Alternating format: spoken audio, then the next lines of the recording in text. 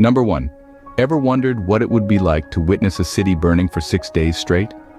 In 64 AD, Rome experienced just that. The Great Fire of Rome, a catastrophic event that left the eternal city in ruins, began in the merchant shops near Circus Maximus. For 6 long days and nights, the fire raged on, consuming a staggering 71% of the city. Theories abound as to the cause of the fire. Some whispered that the infamous Emperor Nero himself had orchestrated this disaster to clear space for his grand new palace, the Domus Aurea. Nero, however, pointed fingers at the Christians, stoking the flames of persecution. Regardless of the cause, the city's tightly packed structures provided perfect fuel for the fire. Rome's fire brigade, the Vigiles, were woefully unprepared to tackle the inferno, their resources simply not enough for a fire of this scale. In the aftermath, a devastated Rome was left to pick up the pieces. Nero seized the opportunity to impose heavy taxes and devalue currency to fund his ambitious reconstruction efforts. Imagine the sight. A once great city reduced to ashes. The aftermath of the fire changed the landscape of Rome forever. Number 2. Do you think breaking a vow is no big deal? Well, for a Vestal Virgin in ancient Rome, it meant a death sentence. In the heart of Rome, the Vestal Virgins were priestesses of the virgin goddess Vesta. Selected before puberty, they were sworn to a minimum of 30 years of chastity, a vow that guarded Rome's sacred hearth and the city's prosperity. Now imagine the shockwaves in 300 BC when Vestal Virgin Rhea Silvia was discovered to have broken this sacred vow. The punishment was as brutal as it was unimaginable. Rhea Silvia was buried alive, a tragic end to a once revered figure. Her lover wasn't spared either. He was scourged to death. This shocking story shows just how seriously the Romans took their religious vows. Number 3. In 79 AD, a natural disaster froze 2 Roman cities in time. A day like any other in Pompeii and Herculaneum was turned on its head when Mount Vesuvius, the silent giant overlooking these bustling cities, stirred to life. The eruption was cataclysmic, spewing ash, pumice, and molten rock miles into the sky. In a matter of hours, both cities were buried under a dense layer of volcanic debris. The people, the buildings, the streets, all were entombed, hidden from the world. But in a strange twist of fate, this disaster presented a silver lining. The ash that rained down acted as a preservative, creating a time capsule of Roman life in the 1st century AD. From the frescoes on the walls of luxurious villas to the jars in the market stalls, from the bodies of the victims in their final moments to the graffiti scrawled on city walls, everything was preserved. It's through these frozen-in-time artifacts and scenes that we've been able to piece together a remarkably detailed picture of everyday Roman life. It's ironic, isn't it? This catastrophic event, which wiped out thousands of lives and buried 2 cities, also immortalized them. The eruption of Vesuvius, while tragic, left us with a unique snapshot of Roman life. Number 4. Ever heard of a horse holding a public office? Emperor Caligula made it happen. The Roman Emperor Caligula, known for his eccentricities and extravagant lifestyle, had a particular fondness for a horse named Incitatus. This wasn't just any horse. Incitatus lived in a marble stable, slept on a bed of purple blankets, and even had a house with servants. But Caligula's affection didn't stop at providing luxurious accommodations for his equine friend. Reportedly, Caligula bestowed upon Incitatus a priestly position and even considered making the horse a consul, the highest elected political office in the Roman Republic.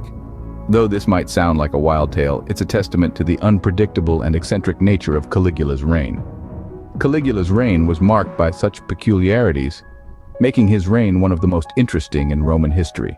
Number 5. Imagine being erased from history completely. The Romans had a name for it: damnatio memoriae. Picture this. One day you're a revered emperor, a respected senator, or a celebrated general. The next you're a ghost. No, not an apparition haunting the living, but a specter banished from the collective memory of society. This was the fate of those who fell victim to damnatio memoriae, a practice in ancient Rome that entailed the systematic obliteration of a person's existence from historical records. So, how was it done? Well, it was a bit like a game of hide and seek, only in reverse and with much higher stakes. Statues were defaced, names chiseled off inscriptions, and any evidence of a person's life was destroyed or altered. Even their property could be seized, leaving no trace of their existence or influence. But why go to such lengths? Damnatio memoriae was not just a punishment, it was a statement. It was the Romans' way of dealing with those they deemed unworthy, a sort of societal excommunication. It was a clear message. Act against the interests of Rome, and you'd be relegated to oblivion. In ancient Rome, falling from grace could mean being wiped from the annals of history. Number 6. Picture a year where Rome saw 4 different emperors. Chaos, wasn't it? This was the reality in 69 AD, a period known as the Year of the 4 Emperors. It was a tumultuous time of civil war and shifting allegiances, where power was as fleeting as a Roman sunrise. First, we have Galba, who was proclaimed emperor following a revolt against the infamous Nero. However, Galba's strict and severe rule didn't sit well with many, leading to his assassination just 7 months into his reign. Next up, Otho. A former friend of Nero, Otho conspired to murder Galba and seize the throne. But his reign was even shorter, lasting a mere 3 months before he was defeated by the 3rd emperor, Vitellius.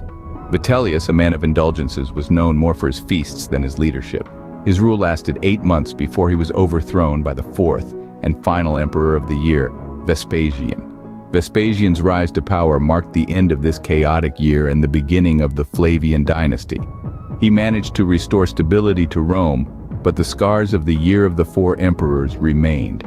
This tumultuous year marked a significant turning point in Roman history. Number 7. Ever wondered where gladiators learned their deadly skills? Welcome to the brutal world of gladiator schools. These were not institutions for the faint-hearted.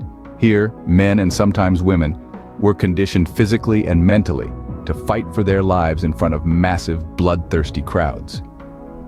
The schools were often run by a lanista, a manager who purchased slaves or captured prisoners of war, and then trained them to become gladiators. The conditions were harsh, with grueling training sessions that could last for hours. Recruits were pushed to their limits, mastering various weapons, learning to fight in heavy armor, and building the stamina needed to survive the spectacle of the arena.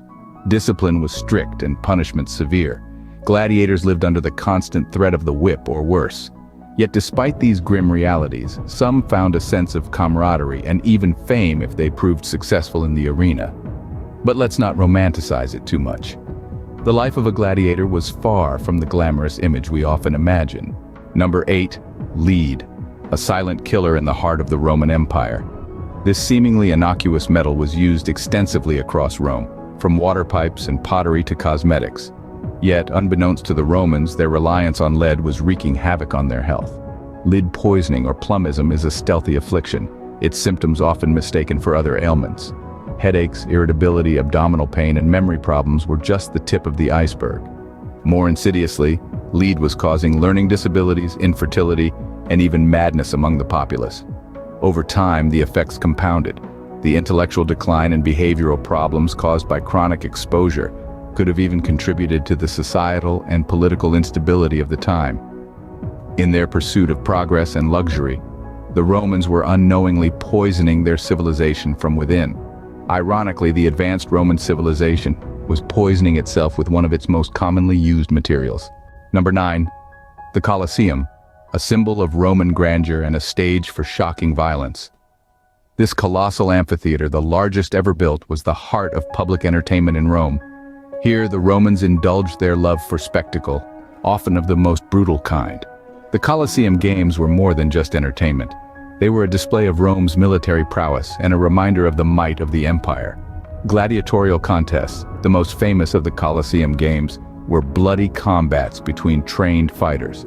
Gladiators, often slaves or prisoners of war, fought each other to the death for the amusement of the crowd. But the violence didn't stop there. The Colosseum also hosted public executions, where criminals were put to death in the most gruesome ways imaginable. Then there were the animal hunts, where exotic beasts from the far reaches of the empire were hunted and killed. These events were a demonstration of Rome's reach and power, a way to bring the thrill of the hunt to the heart of the city. The Colosseum Games were a stark demonstration of Rome's power and its love for spectacle. But they also tell us something about Roman society, a society that found entertainment in violence and death, a society that thrived on the thrill of the spectacle. Number 10. In the midst of the Roman Empire, a small sect began to grow, eventually changing the world. This was the birth of Christianity, an initially obscure Jewish sect that would go on to profoundly shape the course of history. Born from the teachings of Jesus, Christianity rapidly spread through grassroots movements, despite facing significant adversity within the Roman Empire. The Roman state, steeped in polytheistic traditions, was often in conflict with the monotheistic Christians, leading to periods of intense persecution. Christians, steadfast in their beliefs, often met these trials with remarkable courage, accepting martyrdom rather than renouncing their faith. However, the tide began to turn with the reign of Emperor Constantine I, who not only ended the persecution, but also went on to legalize and support Christianity. This marked a significant shift in the religious landscape of the Roman Empire, paving the way for Christianity to become one of the world's major religions. The rise of Christianity marked the beginning of a new era, not just for Rome, but for the entire world.